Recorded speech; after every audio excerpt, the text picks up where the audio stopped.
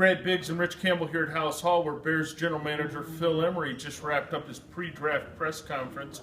Much to our chagrin, he did not reveal the team's board, but I thought it was telling that he said right now they've got 6 players in mind for the 14th overall pick. They'd be happy to be able to pick between 2 of them when they go on the clock a week from today, and they'd be ecstatic if 3 of the 14 were available. And obviously, Rich, they're going to be hoping that offense goes fast and keeps going with the first 13 picks. Yeah, and in particular, they'll be looking at the quarterbacks. How many of those quarterbacks will get up ahead of them at 14 and push those defensive players down the board?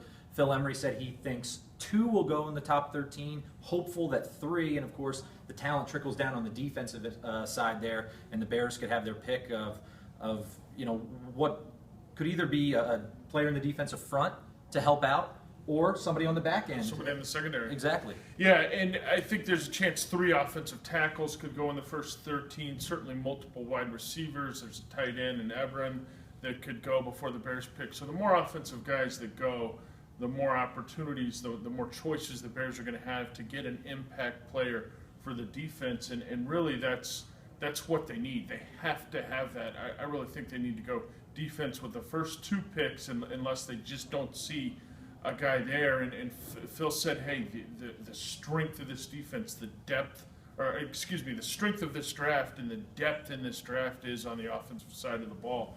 So maybe we could see something happen there in the second round, but really they need a safety. We all know that. It's no surprise when he was asked about the veterans that they have on the roster right now, he said it's wide open.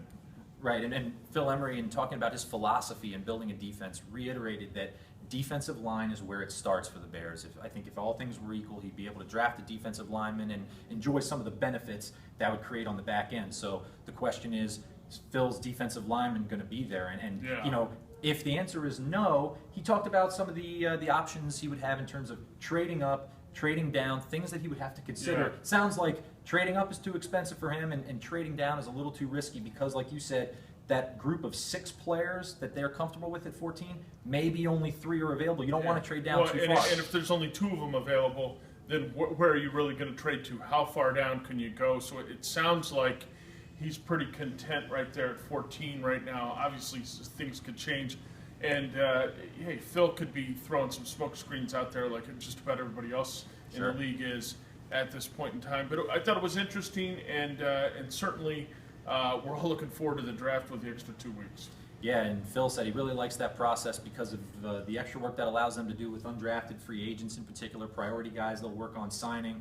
And, for our purposes, more time to dissect this top 14. There are a couple spots in that 14 where you really look as pivot picks for the Bears. The Lions at 10, Titans, the Giants in there. All those guys could go defense. At 13. Could the Rams trade out of there? Yeah. Maybe a team like the Cowboys jump up in front of them. So lot to watch as we get into the later part of that first round on Thursday night. Yeah, stay with us at ChicagoTribune.com as we get closer to the draft.